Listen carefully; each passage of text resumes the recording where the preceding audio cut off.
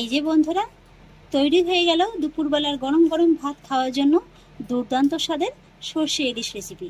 নমস্কার বন্ধুরা, অনুভার রান্নাঘরে সবাইকে স্বাগত জানাচ্ছি। আমার আজকের রেসিপি বাঙালির অতি প্রিয় সর্ষে ইলিশ রেসিপি। সর্ষে ইলিশ তো আপনারা বাড়িতে কম বেশি প্রত্যেকেই করতে পারেন, তবে কোন পদ্ধতিতে করলে সর্ষে ইলিশটা খেতে সব থেকে বেশি স্বাদ হবে সেই সহজ রেসিপিটাই আজকে আমি আপনাদের সঙ্গে শেয়ার করব। আর সেই জন্য দেখুন বন্ধুরা, এখানে আমি নিয়ে নিয়েছি 5 পিস ইলিশ মাছ। এবার প্রথমেই আমি মাছের গায়ে সামান্য লবণ আর হলুদ মাখিয়ে মাছটাকে একটু ম্যারিনেট করে রাখবো। আর সেই জন্য দিয়ে দিচ্ছি হাফ চা চামচ হলুদ গুঁড়ো আর হাফ চা চামচ লবণ। এবার লবণ আর হলুদটাকে মাছের গায়ে এইভাবে হাতের সাহায্যে খুব ভালোভাবে মেখে নেব। এইভাবে কিন্তু লবণ আর হলুদটাকে মাছের গায়ে খুব ভালোভাবে মাখিয়ে নিতে হবে। এতে করে কি হবে, লবণটা মাছের ভিতরে কিন্তু খুব সুন্দরভাবে ঢুকে যাবে, আর সেক্ষেত্রে কিন্তু সর্ষে ইলিশটা খেতে খুবই ভালো লাগবে। লবণ আর হলুদটাকে মাছের গায়ে আমি খুব ভালোভাবে মাখিয়ে নিয়েছি। আর এবারে এই মাছটাকে আমি রেস্টে রেখে দেবো 10 মিনিটের মতো। আর এই ফাঁকে চলুন আজকের এই রেসিপিটির জন্য আমি একটি মশলা রেডি করে নেব। আর সেই জন্য ছোট একটা মিক্সার জার নিয়ে নিয়েছি। জারের ভিতরে দিয়ে দেবো 3-4 চামচ কালো সরিষা। এখানে আপনারা কালো সরিষার পরিবর্তে কিন্তু হলুদ সরিষাটাও ব্যবহার করতে পারেন, তবে কালো সরিষাটা দিলে কিন্তু সর্ষে ইলিশটা খেতে বেশি ভালো লাগে। আর সেই সঙ্গে দিয়ে দিচ্ছি হাফ চা চামচ পোস্ত। একই সঙ্গে দিয়ে দিচ্ছি 4-5টির মতো কাঁচা লঙ্কা। আর সেই সঙ্গে দিয়ে দিচ্ছি সামান্য একটু লবণ। এইভাবে সরিষাটা বাটার সময় সামান্য একটু লবণ দিয়ে পেস্ট করলে কিন্তু সরিষাটার খেতে তেতো লাগে না। এবার এই মশলার ভিতরে সামান্য একটু জল দিয়ে সরিষাটাকে খুব ভালোভাবে পেস্ট করে নিতে হবে। আপনারা চাইলে কিন্তু সরিষাটা শিলনোড়াতেও বেটে নিতে পারেন, সেক্ষেত্রে কিন্তু জলের পরিমাণটা একটু কম দিতে হবে। সরিষাটাকে দেখুন বন্ধুরা, আমি কিন্তু খুব সুন্দর করে পেস্ট করে নিয়েছি। আর এবার কিন্তু এই পেস্ট করা সরিষার ভিতরে আবারও অ্যাড করব সামান্য একটু জল। এই জলটা কেন অ্যাড করছি আমি আপনাদের এখনই বলে দিচ্ছি। জলটাকে কিন্তু এই সরিষার পেস্টের সঙ্গে ভালোভাবে মিশিয়ে নেব। মোটামুটি এই মিশ্রণটাকে একটু পাতলা করে নেব। মোটামুটি এই মিশ্রণটাকে আমি এইভাবে একটু হালকা লিকুইডি করে নিয়েছি। আর এবার দেখুন আমি নিয়ে নিয়েছি ছোট একটি বাটি, আর তারপরে বসিয়ে দিয়েছি একটি ছাঁকনি। এবার এই সরিষার মিশ্রণটা এইভাবে ছাঁকনির পরে ঢেলে একটু ছেঁকে নেব। এইভাবে যদি সরিষার পেস্টটা একটু ছেঁকে নেওয়া হয়, অনেকেরই কি হয় সরিষাতে কিন্তু গ্যাস অম্বলের সমস্যা হয়, তো এইভাবে যদি সরিষাটাকে একটু ছেঁকে নেওয়া হয় তাহলে কিন্তু আর কোনো গ্যাস অম্বলের কোনো ভয় থাকবে না। আর তাছাড়া সর্ষে ইলিশটা খেতেও কিন্তু ভালো লাগবে। এই যে ছিবড়া ছিবড়া ভাবটা, এটা কিন্তু আর মুখে লাগবে না। আর ঠিক এই কারণেই কিন্তু আমি সরিষা পেস্টের সঙ্গে সামান্য একটু জল মিশিয়ে পাতলা করে নিয়েছি। তাহলে কি হবে, এইটা কিন্তু ছাঁকতে খুবই সুবিধা হবে। মশলাটাকে কিন্তু আমার খুব ভালোভাবে ছেঁকে নেওয়া হয়ে গেছে। আর ছেঁকে নেওয়ার পরে এর ঘনত্বটা আমি আপনাদের দেখিয়ে দিচ্ছি। এই যে দেখুন বন্ধুরা, খুব বেশি পাতলাও নয়, আবার একেবারে কিন্তু ঘনও নয়। এবার এই মশলাটিকেও কিন্তু একটা সাইডে সরিয়ে রাখবো। আর এবার দেখুন বন্ধুরা, আমি গ্যাস ওভেনে একটি কড়াই বসিয়ে দিয়েছি। কড়াইতে দিয়ে দেবো 3 টেবিল চামচ সরিষার তেল। আর তেলটা গরম হয়ে গেলে এর ভিতরে ফোড়নে দিয়ে দেবো হাফ চা চামচ কালো জিরে। কালো জিরেটাকে তেলের সঙ্গে একটু কয়েক সেকেন্ডের মতো ভেজে নেব।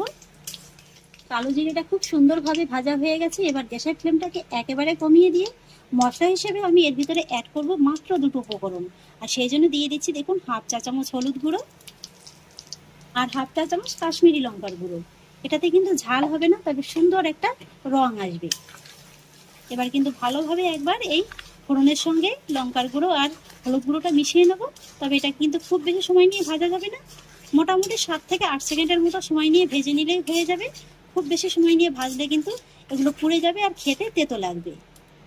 এইভাবে যখন খুব সুন্দর করে ভাজা হয়ে যাবে তখনই এর ভিতরে অ্যাড করতে হবে জল। এখানে আমি 250 গ্রামের মতো জলটা ব্যবহার করলাম। তো এখানে আমি 5 পিস মাছের জন্য 300 গ্রামের মতো জলটা ব্যবহার করলাম। এবার গ্যাসের ফ্লেমটাকে মিডিয়াম করে দেব। আর তারপর এর ভিতরে অ্যাড করব স্বাদ অনুযায়ী লবণ।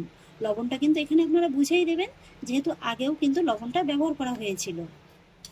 লবণটাকে দিয়ে এইভাবে একবার ভালোভাবে মিশিয়ে নেব। আর তারপরে অপেক্ষা করব গ্রেভিটা একটু ফুটে ওঠার জন্য। তবে তার আগে আমি এর ভিতরে আবারও অ্যাড করব 4টি চেরা কাঁচা লঙ্কা। এতে করে কিন্তু ঝালের ফ্লেভারটা খুব সুন্দরভাবে বেরিয়ে আসবে। গ্রেভিটা কিন্তু খুব সুন্দরভাবে ফুটে গেছে। এবার আমি একটা একটা করে ইলিশ মাছের টুকরো এই গ্রেভির ভিতরে ছেড়ে দেব। আর তারপর এই মাছগুলোকে এইভাবে একটু নেড়ে চেড়ে মিডিয়াম ফ্লেমে মোটামুটি 3 মিনিটের মতো একটু রান্না করে নেব। ইলিশ মাছ রান্না করতে কিন্তু খুব বেশি সময় লাগে না, মোটামুটি 10 থেকে 12 মিনিটের ভিতরেই কিন্তু ইলিশ মাছ রান্না হয়ে যায়। এই যে দেখুন, মিডিয়াম ফ্লেমে কিন্তু আমি ইলিশ মাছটাকে 3 মিনিটের মতো রান্না করে নিয়েছি। এবার গ্যাসের ফ্লেমটাকে মিডিয়াম লোতে করে দেব। আর তারপরে ইলিশ মাছটাকে 10 মিনিটের মতো রান্না করে নেব। তবে এবার কিন্তু আমি আপনাদের ঠিক 5 মিনিটের মাথায় দেখিয়ে দিচ্ছি, গ্রেভিটা কিন্তু অনেকটা ফুটে গেছে। আর ঠিক এই পর্যায়ে আমি এর ভিতরে অ্যাড করব আগে থেকে বেটে রাখা সর্ষে পোস্তটা।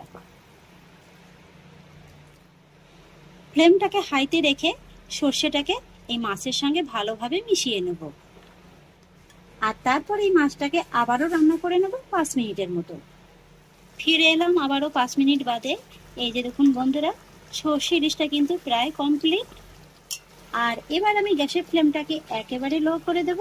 আর তারপরে এর ভিতরে অ্যাড করব সব শেষে 3টি চেরা কাঁচা লঙ্কা। এটা কিন্তু ঝালের জন্য নয়, সুন্দর একটা ফ্লেভারের জন্য।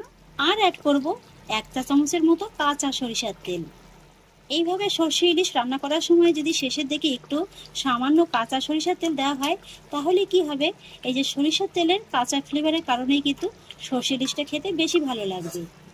সরিষার তেল আর কাঁচা লঙ্কাটাকে ভালোভাবে মিশিয়ে নিয়েছি।